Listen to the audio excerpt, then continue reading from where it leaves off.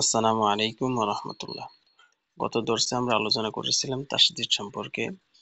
আজকে দর্সে আলোচনা করব ওয়াজিব গুন্না প্রসঙ্গে। নাকের ভিতর গুনগুন করাকে গুন্না বলে। আমি আবার বলছি, নাকের ভিতর গুনগুন করাকে গুন্না বলে। ওয়াজিব গুন্নার হরফ দুইটা, একটা হচ্ছে নুনে তাসদীদ আর একটা মিমে তাসদীদ। আমরা যদি একসাথে মিলিয়ে পড়ি, অর্থাৎ ছন্দ আকারে যদি বলি, আমরা বলতে পারি নুনে মিমে তাসদীদ গুন্না করা ওয়াজিব। নুনে মিমে তাসদীদ গুন্না করা ওয়াজিব। অর্থাৎ নুনের ভিতরে আর মিমের ভিতরে যখনই তাসদীদ আসবে তখনই এটা আমাদের গুন্না করে পড়তে হবে। আর হরকতের বামে নুনে বা মিমে তাসদীদ হলে গুন্না করে পড়াকে ওয়াজিব গুন্না বলে।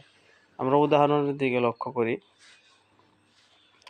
উদাহরণ আমরা দেখতে পাচ্ছি এখানে আন্না, আন্না। এখানে আমরা গুন্না কিভাবে করব? এই যে আমরা পড়েছি নাকের ভিতর গুনগুন করাকে গুন্না বলে। তাহলে কি আমরা পড়বো এটা?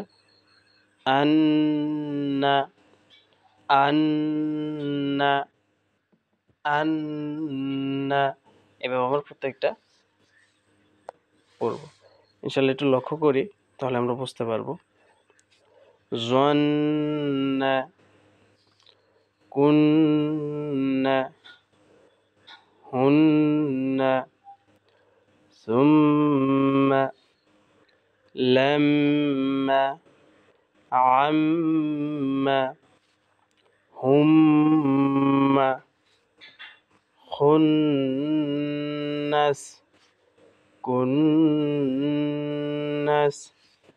এইভাবে প্রত্যেকটা শব্দ আমরা পড়ে যাব, তাহলেই আমাদের হরফের অর্থাৎ ওয়াজিব গুন্নাটা আমাদের আদায় হয়ে যাবে।